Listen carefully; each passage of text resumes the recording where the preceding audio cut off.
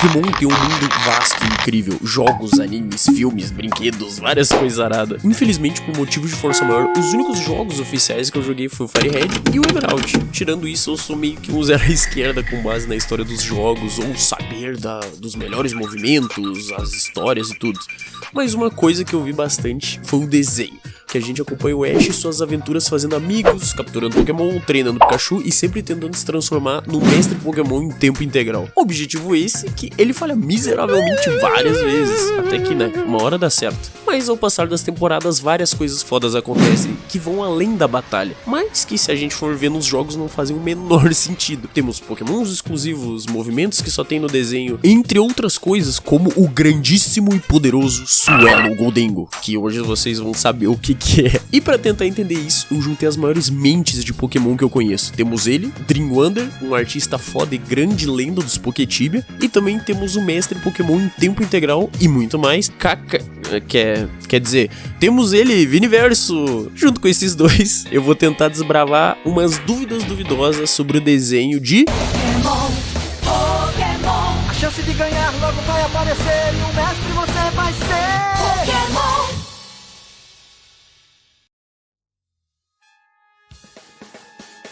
Aqui, ó. O primeiro, o melhor Pokémon, né? Já existente. O Charizard. Tá dando pra ver aí?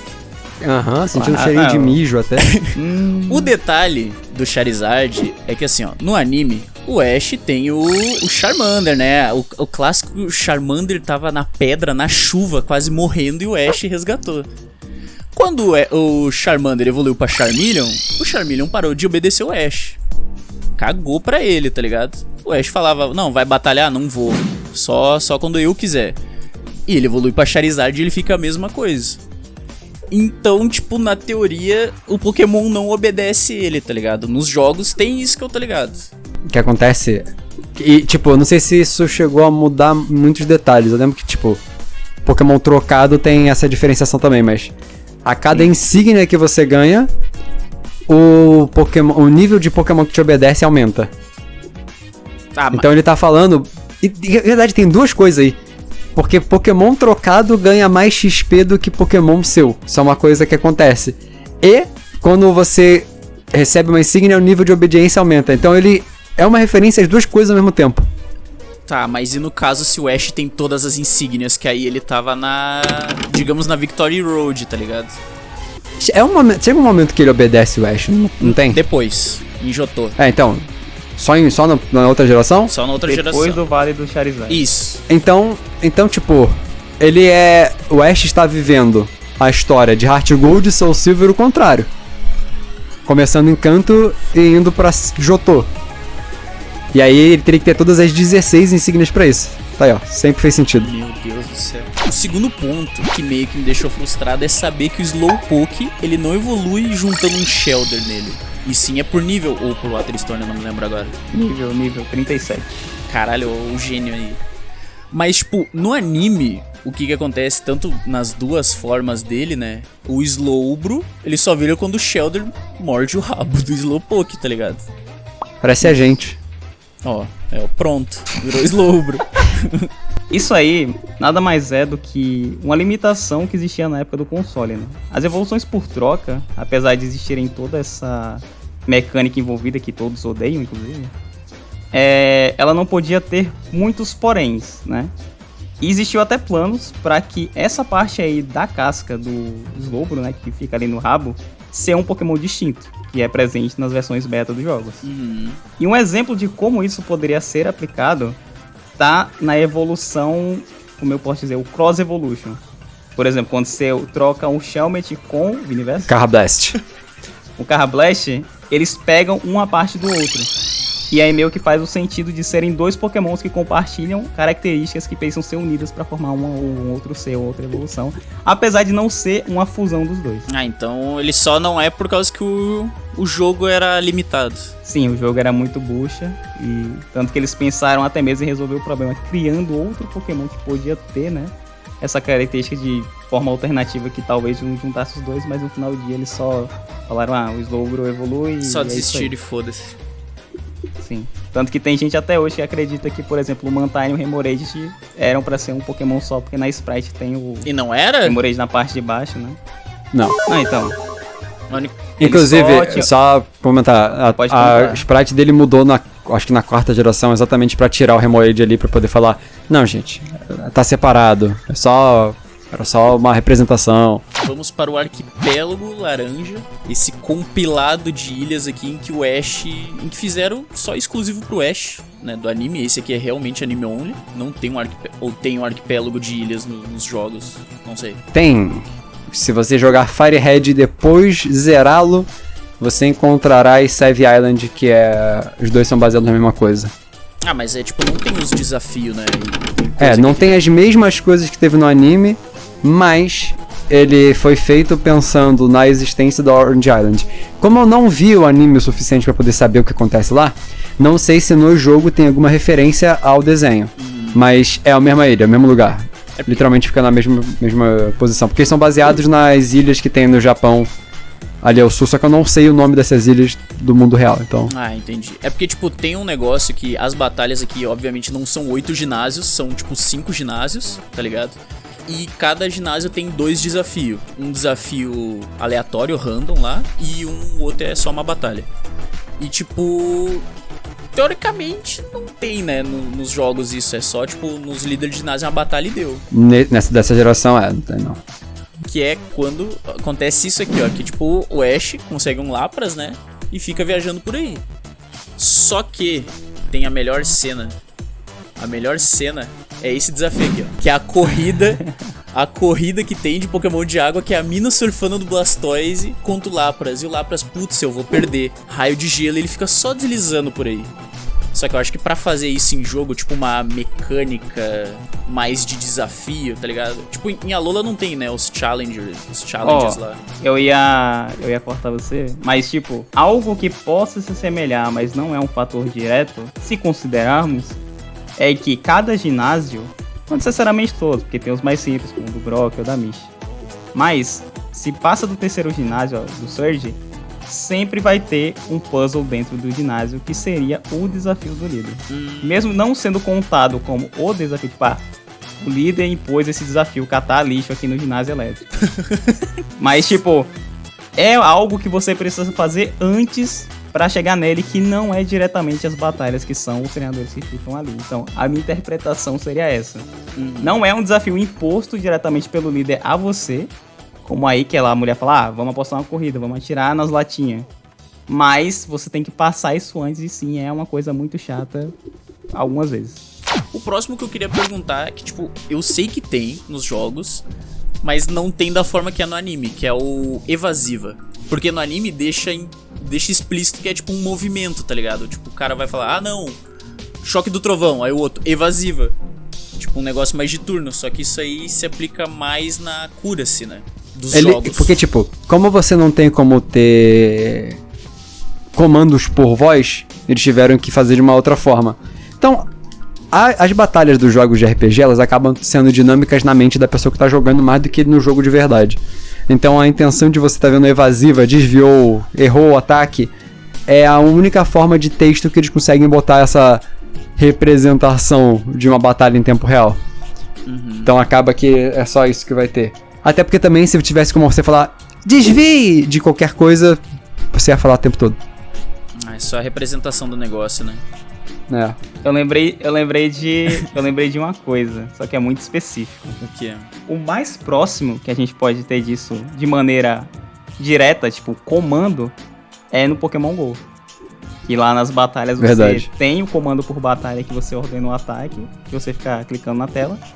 E tem 2 tipos de ação mais especial, que é o ataque que você usa, que é mais poderoso. Você tem que juntar energia e fazer um comando lá. O golpe carregado, o nome? E o golpe carregado. E tem o bloquear, que é a defesa lá. E a forma que eles balanceiam isso é porque você tem um limite de que você pode defender esse golpe mais poderoso com essa barreira, que seria o desvio. Mas chega um momento que você não tem mais esse recurso, porque justamente, né, ficaria desbalanceado ou até mesmo demoraria muito pra batalha acabar.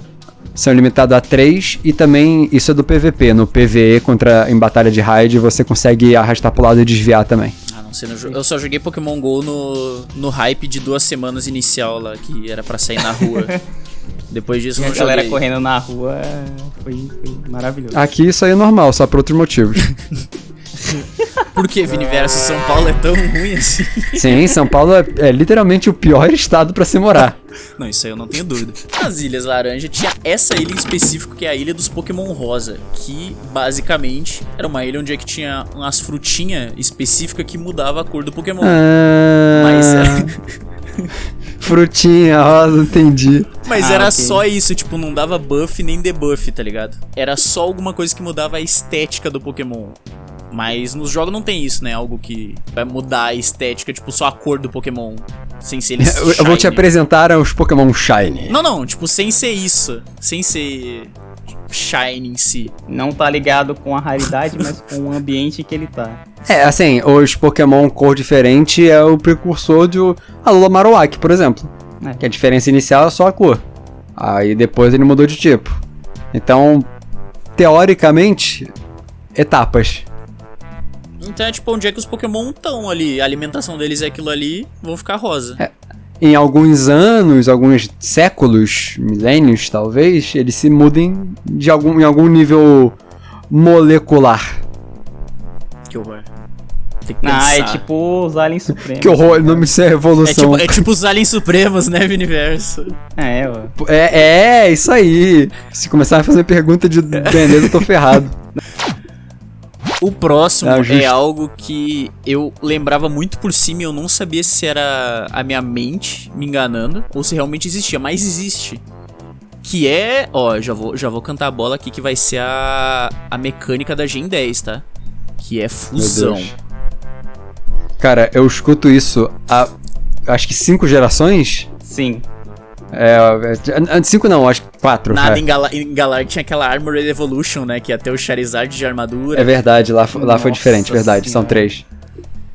Mas aqui, obviamente, aqui é no Atmore, que Indigo era na Liga Índigo. E eles estavam, tipo, o contexto, eles estavam num barco abandonado fantasma. E tinha um Gastly, que também falava. E ele ia... vou derrotar o Bulbasaur e o Squirtle, só que na versão mais foda deles. Que é, obviamente, né, a última evolução. Só que eles fazem... Aí, ó. A referência é Dragon Ball, porque Akira eles Toriyama viram influenciou tudo. O Venutoise. Venustoise. E, tipo, ele não é tão feio assim, sabe? Ele tem o bagulho dos dois.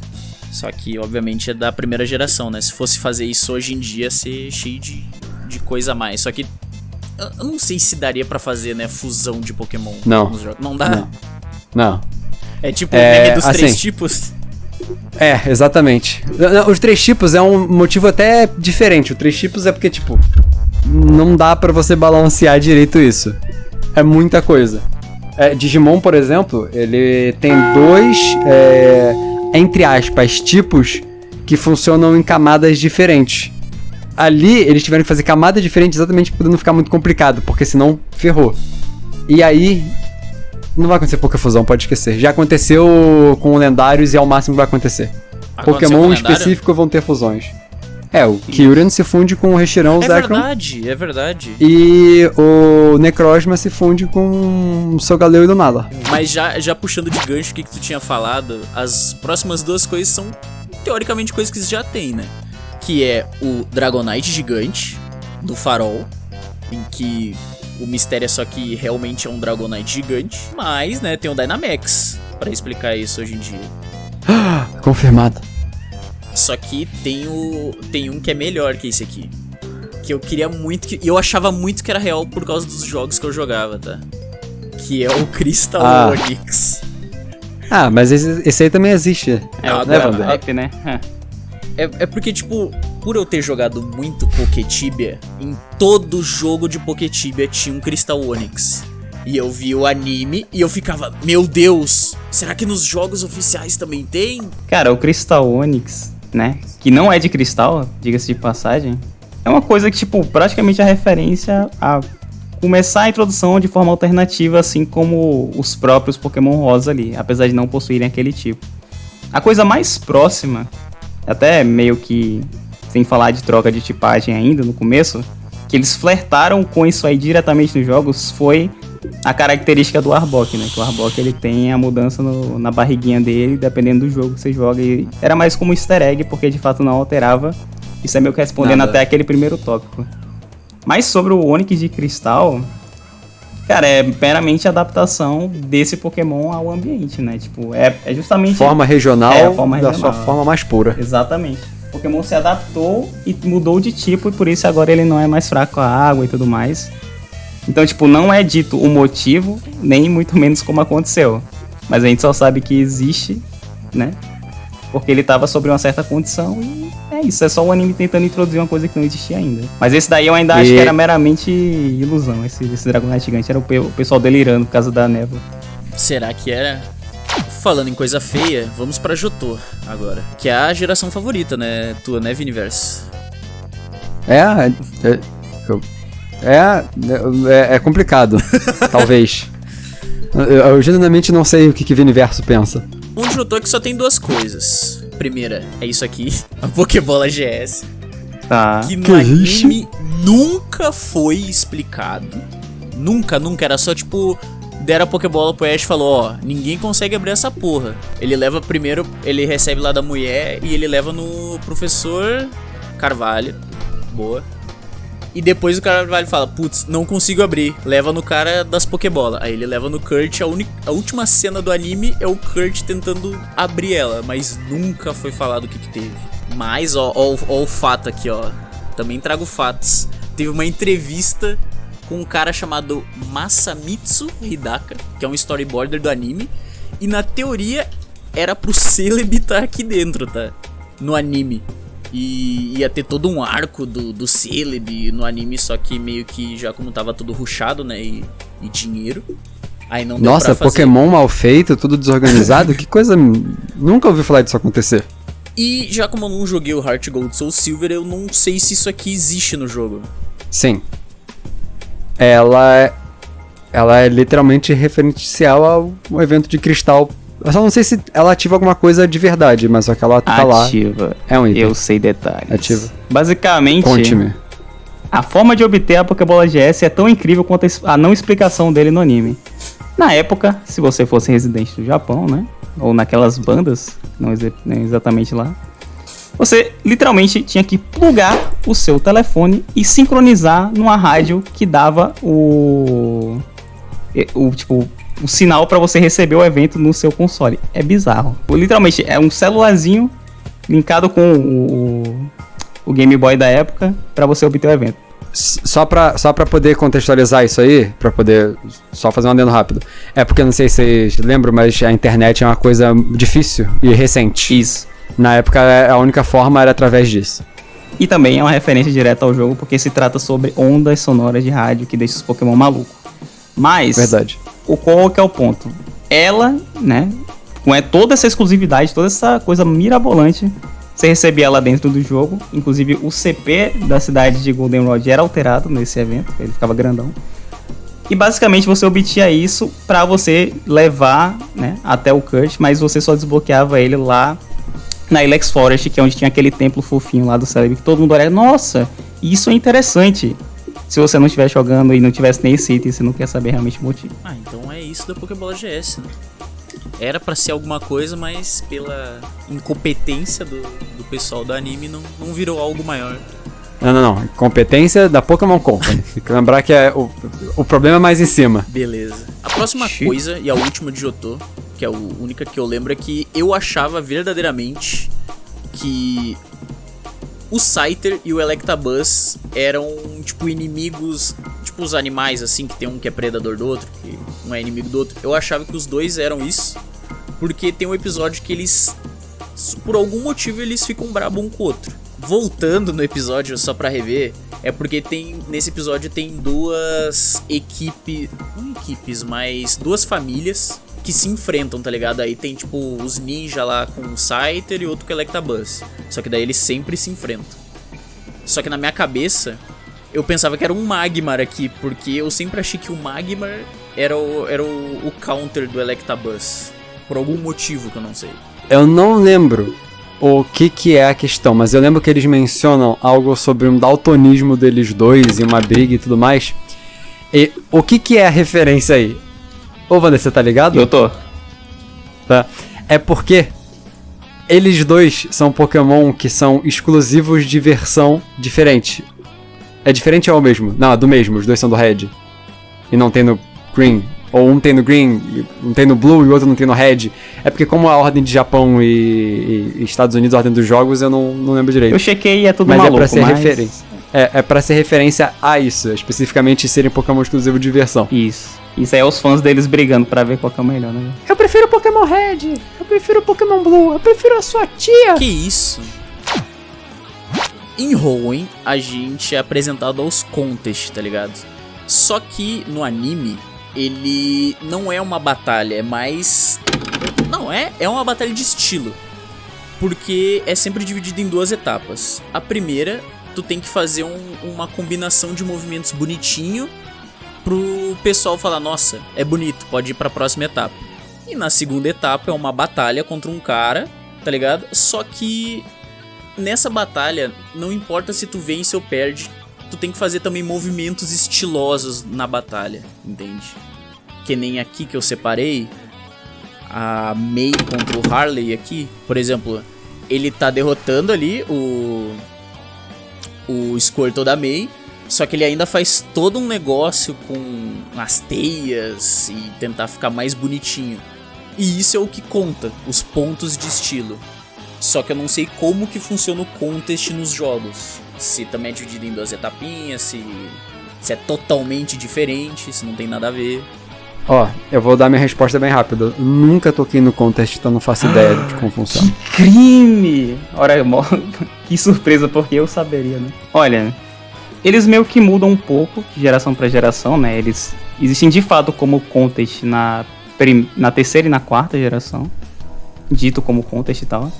Depois eles trocam de nome, inventam alguma coisa pra substituir, mas contest mesmo é terceira e quarta, que é quando eles até dão essa atenção canônica no anime. Sobre essa divisão existe, só que a batalha ela não é individual, é praticamente um free for all. Como é que funciona?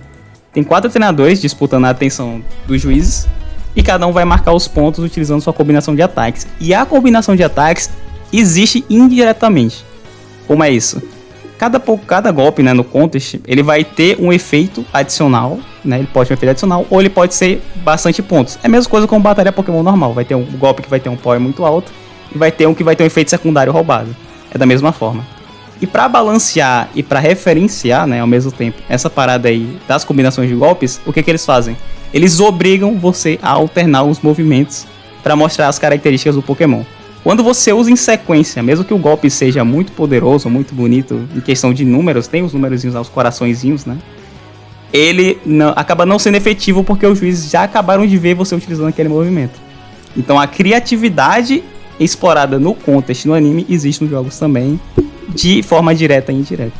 E sim, tem várias etapazinhas que acabam se formando, né? Não é só esse ponto da batalha final, mas não vou entrar em tantos detalhes porque é muita informação. Esse bagulho dos movimentos que é o que me pega, tá ligado? Porque eu pensava que nos jogos ia ser não igual cinematográfico, né, que nem é no anime, mas já puxando agora pra próxima geração, que é Sinnoh, eu vou falar da Dawn agora, porque ela amplificou essa combinação de movimento, sabe? De tentar transformar algo único. Não era só algo que dava um brilhinho a mais, ou tipo, 2 ataques que explodiam e começava só a sair purpurina. Ela começou a fazer ataques que era algo absurdo. Por exemplo, tu usar um Mamoswine e um Cyndaquil, que nem ela faz. Ela pede pro Mamoswine fazer um raio de gelo, enquanto o Cyndaquil faz um Fire Spin, fazendo o candelabro de gelo, tá ligado? Sim. O que não faz sentido, porque eu acho que ia derreter o gelo. Exatamente. Mas aí que tá, Kaká. Isso faz parte da lore, porque é o Viniverso! Exatamente, o Viniverso. Isso faz parte da lore, porque no início é justamente o que acontece. Eles ficam treinando e o gelo sempre derrete, até que dá certo em um momento, sabe? Tem esse aqui, ó, que eu acho muito engraçado, que é o Aerial Ace do Togekiss com o pack do Piplup. O pack do pé? Aí, ó. E daí junto fica um bagulho muito a mais, tá ligado? Tem a aerodinâmica, mas não podia ser tão visual assim, né? Eu acho que é um tanto too much, né? Cara, é simplesmente absurdo, velho. Uma coisa também de, entre aspas, ataque misturada, pra já continuar na temática, é o Aquamissile de gelo do Buizel. Que primeiro ele era da Dawn, e ela queria fazer o ponto de estilo, né? Pedia pro Momoshine fazer o raio de gelo, só que o Buizel sempre quebrava no meio. Só que daí depois ela troca com o Ash, aí o Ash fica com o Buizel. Só que o Ash, ele só usa entre aspas, usar o Aquamissile de gelo na batalha contra não sei se é contra o Tobias ou contra o Paul. Só que não tem, tipo, interações de ataques assim, né? O único que eu consigo pensar é, tipo, sei lá, o Protect, que tu dá num turno e vai acontecer no outro. Ou ataques que interagem com outros ataques. Eles tentaram fazer isso, inclusive, na geração seguinte. Você vê a formação de cada geração vai aumentando e complicando. Na terceira eles fizeram um contexto básico. Na quarta tem isso aí no anime. Na quinta eles criam os Splash Moves, que são os golpes Splash, que são os golpes que combinam e fazem efeitos secundários de acordo com a combinação. Como esses golpes foram completamente defecados, cagados, ignorados, eles falaram, ninguém gostou. E pararam. E deu. É só isso. Porque eles só não quiseram? Os Splash Moves, eles são mais visuais mesmo. E eles são definitivamente, tipo, fusão de golpe. Que é dois golpes que se misturam em forma 1. Então esse aí existe nessa temática. A outra coisa que tem, que não é diretamente isso, né? Porque aí são dois golpes se juntando pra formar um, é a interação que você falou, né? Tipo, se o cara usar um Surf no Pokémon com Dive, aí o Surf leva o Pokémon com Dive embora. Ou, por exemplo, se você usa um golpe antes, ele dá um bônus adicional pro outro, que às vezes muita gente não sabe. Sei lá, por exemplo, o Defense Crew, que é o jogo de virar bolinha, se ele usar o rollout depois, o rollout sai com um dano dobrado. Então, tipo, seria a forma de fortificar ou alterar aquele movimento que você vai colocar na sequência. Mas essa forma aí é só da forma que o Vini vai se descrevendo mesmo. Tá, mas continuando em Sinnoh, tem outro detalhe também, que é os Pokémons usarem Move de dano pra se buffar. O que acontece tanto com o Momoshine da Dawn quanto com o Grottle. Aqui, ó. O Momoshine, ele usa o Caco de Gelo e ele come o Caco de Gelo e fica com esses espinhos, dando tipo um buff em ataques de gelo. O Grottle come a esfera de energia e os ataques de grama ficam mais fortes. Assim, esse aí eu acho que, tipo, eles mudaram a forma que funcionava a ideia, porque não tem nada parecido. Que, tipo, é literalmente uma mega evolução. Mega Momoshine, confia. Será? Confirmado em Pokémon Legends AZ. De Sinnoh tem só mais uma coisinha, mas é algo que eu acho que seria da hora, dependendo até pra dinâmica de capturar Pokémon. Porque em Sinnoh a gente tem o Chinchar, que ele tem a habilidade Blaze, só que fica descontrolada, ele não sabe controlar a habilidade dele. Ele só fica muito brabo e, tipo, ele dá muito mais dano, só que ele fica descontrolado. E isso acontece pro Monferno e pro Infernape até que ele aprende a dominar. Mas é só no finalzinho que ele aprende. Como a quarta geração era a última geração onde tinha só 2 habilidades, e na geração seguinte vieram as Hidden Abilities, pode ser só uma tentativa de referenciar isso, mas eu acho que não tem como. Porque até a quarta geração, todo inicial só tinha uma habilidade. Na próxima, eles puderam ter a sua Hidden, que a quinta geração foi introduzir uma habilidade escondida, mágica. Então, tipo, pode ter sido isso, mas é o máximo. Vamos pra Unova, que só tem uma coisa, que é talvez a coisa que mais foi criticada em Unova, porque o salto gráfico, assim, de Sinnoh pra Unova, tipo, ficou muito mais bonito, sabe? Os efeitos, ficou muito mais polido o anime. Só que a primeira batalha do Ash é ele contra o Trip, que é um cara que tá iniciando a jornada naquele dia. E ele pega o Snive, que seria teoricamente um Snive level 5. E o Snive dá pau no Pikachu. Tipo, tá certo que tem todo um a mais, tipo, o Pikachu não pode usar poderes elétricos, que tá tendo um negócio naquele momento ali, só que ele tem os outros movimentos dele, tipo, cauda de ferro, agilidade, e seria, tipo, um Pokémon nível, não sei que nível ficaria, 100, 80, um Pikachu, talvez? Alto, tipo, um 80 contra o nível 5, e mesmo assim, o Ash toma bala do Snive, tá ligado? Basicamente o Pikachu tava debilitado naquela hora. Assim que o Ash chega na região, ele tem um encontro não muito amigável, né, com o dragão lendário, que inclusive, né, aí você já vê como é que eles colocam o Zekrom como o lado ruim da coisa, né? Tipo, eles não apresentam, aqui é o Zekrom, aqui, ó, que legal esse dragão. Não, faz ter raiva dele porque, né, deixa o Pikachu completamente inutilizado. Não acaba nem sendo só os golpes elétricos, ele realmente fica debilitado, né, em todos os sentidos. Nessa geração foi onde eles introduziram o anti-cheat, que é pra poder... anti-pirataria, que é o bagulho que eles botam nos jogos pra você não poder piratear o jogo no primeiro dia. Porque, sei lá, cada jogo faz um jeito diferente, mas eles tentam impedir você de conseguir piratear. E o dessa geração foi o que impedia o seu Pokémon de ganhar XP. Isso. Então de certa forma o Ash estaria roubando, chegando com um Pokémon overlevel numa região e batalhando com um cara que tava recém começando. E aí entra outra coisa. No Pokémon Home hoje, quando você transfere um Pokémon de um jogo pro Home e depois do Home pra um outro jogo, que é o equivalente ao que o Ash fez, de chega, sai da região, volta pra canto, que é a casa dele, onde tá o laboratório dele com os Pokémon dele, e depois vai pra outra região, é literalmente a mesma coisa do Pokémon Home, o moveset do seu Pokémon é resetado. Então cada Pokémon tem os golpes dele, os 4 golpes, de acordo com aonde ele tá começando. Então você pode ter um Pokémon com 12 golpes, só que 4 numa região, 4 na outra, 4 na outra. Saindo de Unova, temos XY, que também só vai ter uma coisinha, mas é a lenda, né? Ash Greninja. Esse é fácil, esse é rápido. Esse é rápido. Tem no jogo. Tem, só que, tipo, no anime é mais uma transformação, não é uma forma diferente, porque era mais pra rivalizar com os Megas. E qual é a diferença entre as duas palavras que você disse? Nos jogos ele não é, tipo, só uma forma. Por exemplo, Ele literalmente é a mesma coisa. É a mesma coisa? Mentiram! É por isso que acontece. Mentirão pra você. Só que, tipo, só pra poder diferenciar, eu não sei como é no anime, mas no jogo ele tem que derrotar um Pokémon e aí ele pode virar o Ash Greninja. Isso. Olha, eu só quero dizer uma coisa. Ash Greninja, Kalos, próximo jogo Legend ZA, Synchro Machine veio, tá tudo confirmado, tá?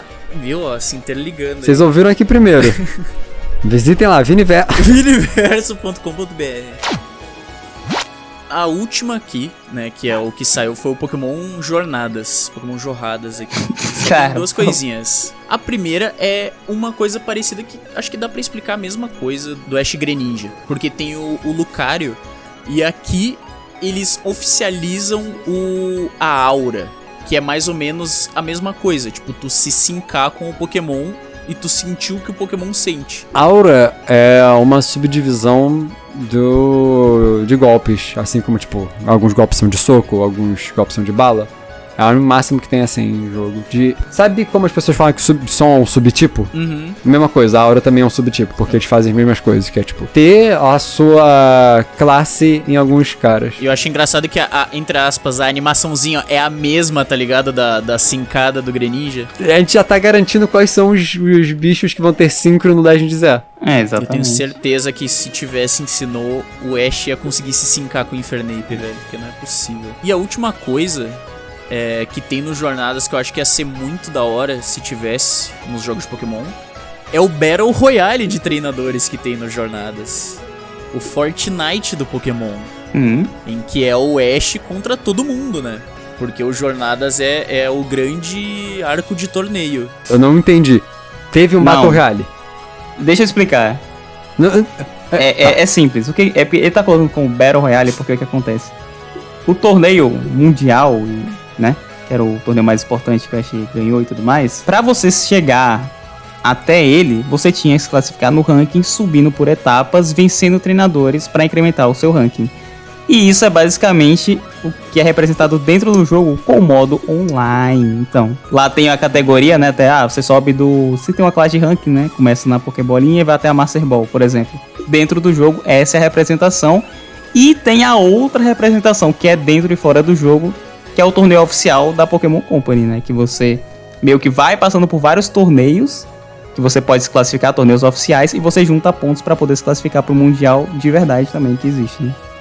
Olha, teoricamente a gente acabou tudo, mas ainda tem mais 2 pontos. Tem um, que eu tinha esquecido de falar em Hoenn, né, mas pra ficar mais significativo, que é o que motivou esse vídeo.